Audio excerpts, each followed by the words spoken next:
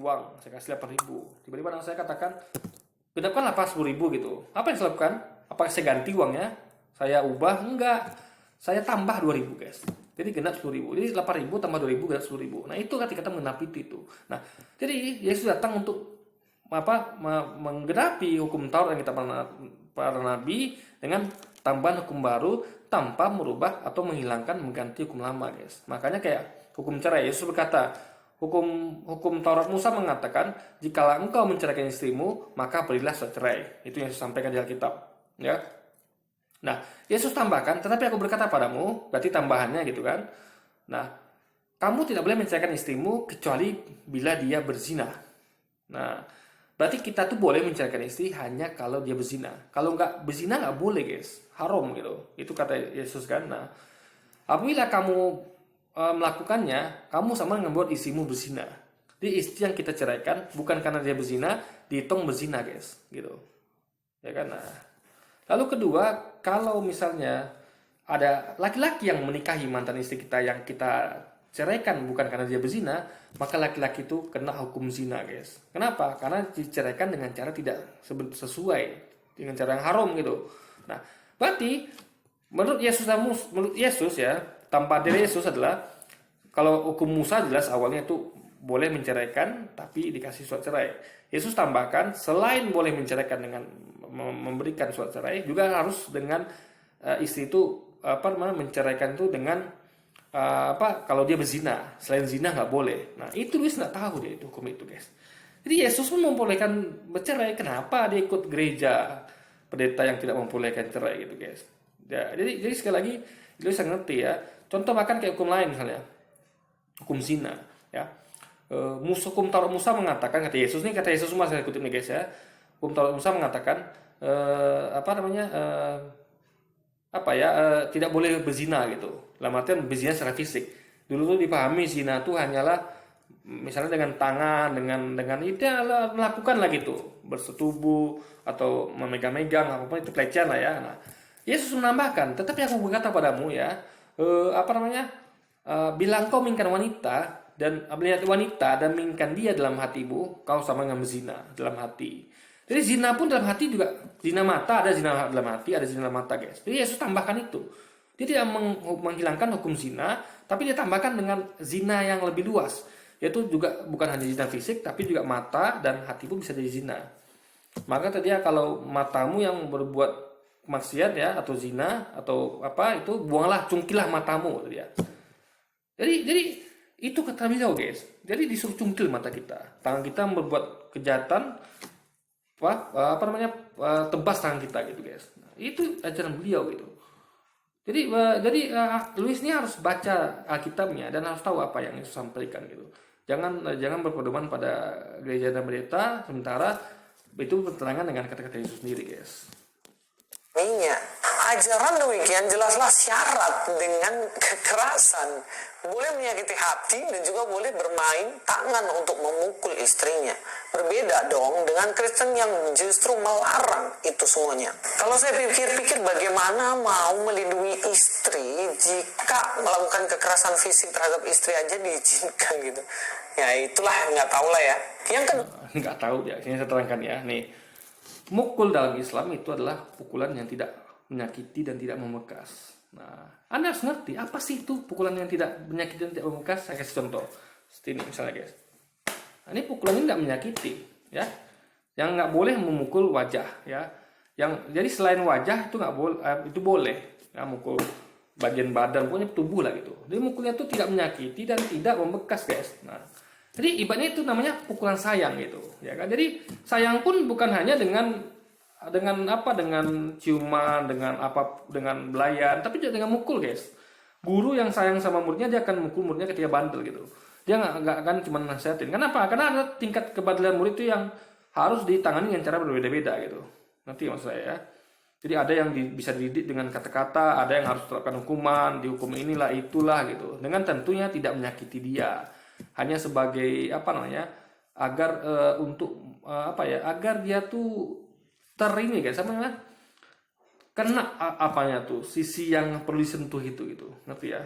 Nah, jadi kayak orang juga, kenapa orang di penjara gitu, karena dia nggak cukup hanya Mungkin nggak misalnya ada orang pencuri itu cuma dinasihatin, aduh ada pencuri tertangkap nih, kamu jangan mencuri lagi ya. Nggak cukup guys, makanya di penjara biar dijerat gitu, dikasih hukuman gitu.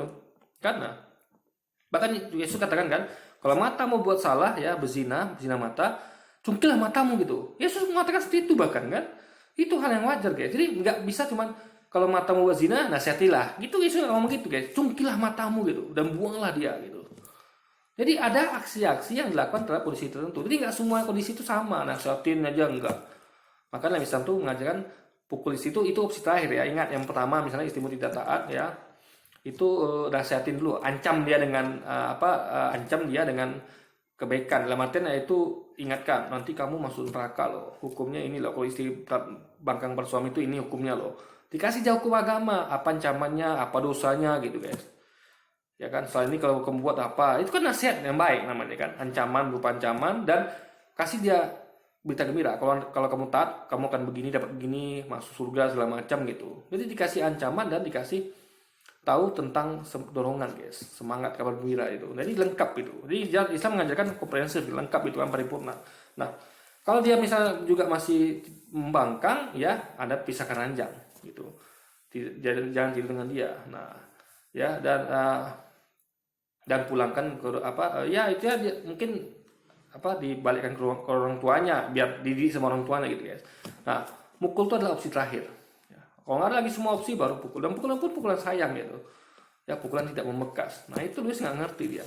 Coba Anda istri Anda tuh bandel, lalu Anda diamkan aja. Anda cuma nasihatin. Ya hancur keluarga itu guys. Yakinlah sama ya, hancur. Kenapa? Karena istri itu tidak ada pencegah dia. Misalnya istri kita suka hobi shopping, hobi selingkuh, pelakor dia, atau dia hobi apa, kita cuma nasihatin jangan selingkuh ya. Jangan anak tuh jangan tidak ibaratnya jangan tidak jaga anak ya, apapun itulah. Kita tuh cuman nasihatin tapi tidak mendidik guys. Mendidik itu perlu dengan nasihat, dengan tindakan, nggak cukup dengan nasihat guys ya, nggak cukup dengan himbauan. Jadi perlu aksi-aksi, bahkan terakhir pun kau perlu cerai gitu. Kenapa? Karena kalau nggak cerai ya itu gini, kita manusia tuh punya batas gitu kan. Nggak mungkin manusia tuh Anda paksa untuk seperti malaikat, nggak bisa guys. Manusia punya nafsu. Jadi solusi itu adalah cerai, itu adalah solusi terakhir. Ini saya punya contoh ya. Saya pernah mendengar dan ini logis guys, kalau kita pakai logika logis. Ada seorang suami istri Kristen gitu. Saya pernah mendengar ini karena saya pernah bersinggungan dengan berteman lah dengan, saya sering berteman dengan orang-orang yang beragama Kristen gitu. Teman saya banyak juga di Kristen gitu kan. Nah, saya tahu kisah ini, yaitu ada suami istri yang istrinya ini mereka ini kan nggak boleh bercerai dalam agama mereka gitu kan. Jadi suaminya suka main kasar guys, suka main mukul, mabuk, judi gitu kan. Nah, istrinya ini sering dipukuli gitu. Nah, istrinya nggak tahan gitu. Lalu istrinya mengadu kepada orang tua, kepada mertua, kepada pendeta gitu kan. Nah, mereka bilang semuanya nggak boleh cerai agama kita. Kamu harus bertahan sama dia sampai mati gitu. Dalam artian jatuh daging gitu kan. Nah, ini apa? Anda tahu nggak apa efeknya? Jadi ketika itu dinasihatilah oleh orang tuanya, oleh mertuanya. Jadi orang tua laki-laki dan orang tua si perempuan menasihatin laki-laki ini juga pendeta dengan nasihatin. Tapi nggak mempan guys gitu. Dia bilang iya, besok kamu timbul lagi gitu. Akhirnya Anda tahu apa terjadi? Sang istri mati tangan suaminya. Nah, apakah itu kebaikan?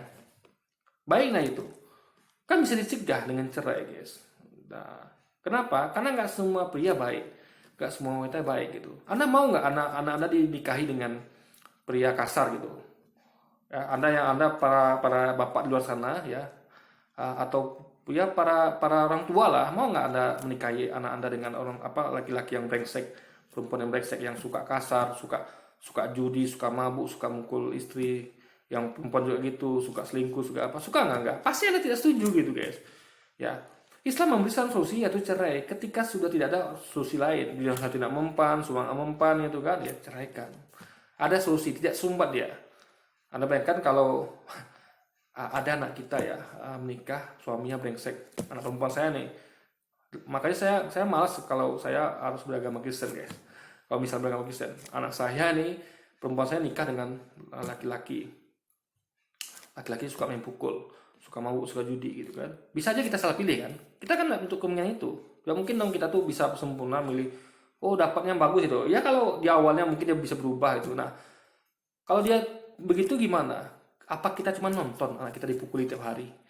Ya, kita nasihatin, kamu jangan begitulah sama anakku gitu kan, jangan begitu, dia masih melakukan. Apa kita diam aja? Nah, Islam memberikan solusi gitu. Nah, kalau dalam orang Kristen ya, orang Kristen itu nggak bisa menonton, menunggu sampai anaknya mati gitu guys, di tangan suaminya. Minimal luka-luka lah, minimal kena hajar lah gitu kan. Islam tidak begitu. Islam justru menyelamatkan. Jadi makanya mukul istri pun ya itu untuk mendidik. Kalau istrinya itu suka selingkuh atau apa itu ya, sebelum dia melakukan selingkuh, didik dulu guys. Sehingga istri itu kan terjaga. Ya, jadi suami itu misal gini nih, kayak saya nih, bedanya saya misalnya saya sama Luis nih. Luis nih kan punya istri. Kalau saya punya istri, saya begini, saya kasih aturan misalnya. Kamu keluar rumah deh, wajib pakai jilbab ya. Kenapa? Itu untuk menjagamu juga. Sehingga tidak ada laki-laki yang punya niat untuk melecehkanmu, kecuali laki-laki yang betul-betul gila gitu guys, yang betul-betul brengsek, yang nenek pun diperkosa gitu kan. Jadi dia ada juga laki-laki seperti itu kan. Nah, jadi dia adalah biar dia terjaga gitu, biar dia aman keluar. Jadi kita tuh kita kasihnya tuh adalah bukan hanya cuman ya kayak senyum atau cuman tapi betul-betul dididik gitu guys. Keluar rumah pakai jilbab ya, tutup aurat ya. Keluar rumah izin saya ya. Habis itu apalagi ya, didik semuanya. Ibaratnya kayak jangan selingkuh ya, jangan pokoknya dijaga betul ya guys itu. Karena kalau udah ngomong keluar pakai jilbab, keluar izin suami itu kan sama dengan mengatakan jangan selingkuh gitu, tapi jatuh dari yang terkecil gitu. Ya kan? Karena kalau selingkuh itu kan udah akhir dari segalanya, udah end of the world gitu. Tapi kalau pencegahannya Islam lakukan dengan menyuruh nutup aurat dulu, keluar dengan izin suami gitu kan. Sehingga istri itu nutup peluang dia untuk macam-macam guys gitu. Agar dia juga nutup peluang dia untuk dizolimi orang. Karena hanya orang betul-betul brengsek yang mau menzolimi orang yang wanita muslimah, wanita baik-baik yang tutup aurat, yang keluar dengan izin suami. Tentu kalau keluar dengan izin suami berarti dia keluar tuh, dia kalau nggak penting dia nggak keluar guys. Ingat ya, wanita yang keluar dengan izin suami itu dia nggak akan keluar kalau nggak penting. Beda dengan orang nggak dapat izin suami, dia bebas. Suamiku, aku nggak perlu minta izin sama suamiku, bebas gitu kan. Dia kemana aja dia penting gitu guys. Nah, tutup aurat karena dia pakai seksi gitu kan, sehingga kan mengundang marah bahaya di luar sana gitu. Nah, kalau dia misalnya bandel, ya kan, paling untuk keselamatan dia, baru kita melakukan aksi tadi gitu. Pisahkan ranjang gitu kan. Misalnya dia mulai macam-macam nih. Dia keluar rumah nggak pakai nggak tutup aurat, dia pakai seksi, dia udah mulai hubungan dengan laki-laki lain. Nah, kita perlu kasih sedikit ya tadi tuh pisahin ranjangnya. Lalu kalau udah kelewatan, dia udah terbukti dia memang jalan berdua, itu mulai kita pukul gitu. Masa ada diam aja istrinya ada jalan sama laki-laki lain gitu kan? Tidak ada pukul, dan pukulnya pun tadi itu yang tidak membekas dan tidak menyakitkan. Nah, kalau Luis dia terbaliknya guys, istrinya ini bebas tuh. Kalau istrinya bebas nih, mau keluar nggak tutup aurat, mau keluar dia itu pakai seksi, mau keluar dia tuh macam-macam. Dia cuman Luis tuh dia saking kasihnya dia diam aja gitu guys. Melihat istrinya gitu dia diam aja. Paling cuma bilang, kamu tadi jalan sama pria lain ya? Iya jangan ya gitu. Saking kasihnya gitu kan. Istrinya kan, oh iya deh. Tapi dia lihat kan, suamiku nggak marah kok gitu kan. Jadi bagaimana istrinya pun berpikir, jangan-jangan suamiku nggak sayang aku nih. Kok dia sama aku nih dia nggak marah gitu. Atau ya kan nggak boleh marah sama dia kan, nggak boleh menyakiti hati kan. Nah, jadi sehingga istrinya akan lebih mudah untuk terjerumus guys. Kalau istri saya insya Allah tidak mudah terjerumus, kecuali memang istrinya itu betul-betul bandel ya. Karena kita tetapkan aturan yang ketat dalam Islam gitu. Nah, bahkan istrinya sudah selingkuh, udah macam-macam sama pria lain, ya kan? Apalagi dia kasar sama Luis ini, Luis nggak bisa menceraikannya gitu coba guys. Nah, dia tiap hari akan selalu bergemuruh hatinya. Aduh, aku kesel sama istriku nih, tapi gimana gitu. Karena istrinya udah melakukan hal yang lewat batas gitu. Apalagi dia kasar sama Luis kan. Apa lu laki-laki suami digituin guys. Kadang-kadang suami sampai lempari piring gitu kan. Nah, karena suaminya udah baik gitu. Nah, itu bagaimana? Makanya Islam tuh memberi solusi gitu. Bukan seperti agama Luis. Jadi intinya adalah mukulnya seperti apa ya. Mukul tuh gunanya untuk apa? Karena nama mendidik itu guys, itu bukan hanya dengan lisan. Mendidik itu banyak dengan tindakan juga. Contoh militer. Anak pernah tengok militer nggak? Luis nggak pernah dia mungkin. Atau dia nggak tahu itu logika itu. militer itu orang itu dikasih hukuman, misalnya dia bangun pagi, nggak bangun dia jam segini ya, nggak siap dia dalam 5 menit pakai baju, siap makan ya, dia akan disuruh push up. Kadang-kadang dipukul guys. Pukulannya menyakitkan lagi malah kan kalau militer itu kan. Kadang membekas lagi malah militer itu saking kerasnya gitu. Nah, jadi itu untuk mendidik gitu, sehingga dia akan menjadi prajurit yang bagus gitu. Nah, sama dalam rumah tangga, kenapa dipukul, dan pukulnya itu tidak seperti di militer ya. Itu gunanya agar supaya jadi istri yang baik. Gimana supaya di militer itu jadi tentara yang baik, rumah tangga jadi istri yang baik guys gitu. Jadi istri itulah tentaranya rumah tangga gitu, soldiernya gitu.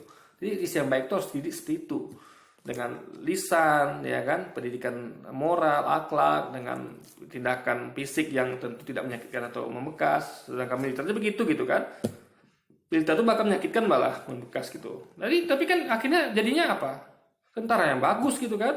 Di rumah juga begitu, istri Anda kan jadi istri yang bagus itu, karena Anda didik dengan baik gitu kan, bukan hanya dengan lisan tapi juga tindakan guys. Nah, itu yang Louis tidak mengerti gitu. Wah, Ray mengatakan bahwa dirinya ketika masih di Kristen ingin membunuh orang. Wah, Anda ini Kristen beneran atau tipu-tipu? Di dalam Kristen tidak diizinkan untuk membunuh orang lain. Berniat untuk membunuh aja itu udah dianggap dosa dan dilarang. Apalagi melakukan pembunuhan, Mas Ray. Ray mengatakan bahwa hidup lingkungannya dulu itu suka dengan kekerasan. Bahkan dikatakan tidak ada hari tanpa melakukan kekerasan. Jelaslah hidup yang seperti itu bukan berdasar kepada ajaran Kristen yang benar. Nah, yang Louis lupa adalah ya, ajaran Kristen itu tidak lengkap, tidak paripurna, tidak sempurna. Gini guys ya, untuk membuat manusia itu tetap pada kebaikan, tidak melakukan kekerasan, itu perlu hukum yang sempurna. Dia harus tahu semua itu konsekuensinya ada. Dalam Islam misalnya ya, harus tutup aurat, kayak melihara, oke contoh sederhana lagi, saya kasih banyak contoh nih guys, kayak melihara anjing gitu kan. Nah, Islam itu ya, melihara anjing itu bukan diatur. Melihara anjing itu bagaimana? Anjing itu hanya boleh untuk jaga rumah sama berburu, nggak boleh dilepaskan, itu nggak boleh guys, haram. Melihara anjing dalam Islam itu dilepaskan, karena hanya untuk jaga rumah. Jadi itu pun tidak mengganggu orang, karena orang nggak semua orang suka mancing pertama. Kedua, anjing ini adalah binatang yang apa ya, ya berbahaya lah dalam artian ya, apalagi kepada anak-anak gitu. Karena kita ngerti lah, namanya hewan itu ya, yang namanya apa ya, bisa menyakiti itu kayak anjing itu bisa menyakiti. Kucing pun bahkan bisa menyakiti. Cuman bedanya lah kalau kucing ini nggak berbahaya anjing gitu. Karena makanya kucing nggak pernah nggak lihat kucing jadikan pemburu ini, penjahat kan nggak pernah. Yang pakai sama anjing. Kenapa? Karena anjing ini bisa mencium, mengendus musuh, penjahat, dan bisa digunakan untuk menangkap penjahat. Jadi tingkatan kucing sama anjing ini beda guys. Jadi kalau makanya dibolehkan melihara kucing bebas keliaran, beda sama anjing. Nah,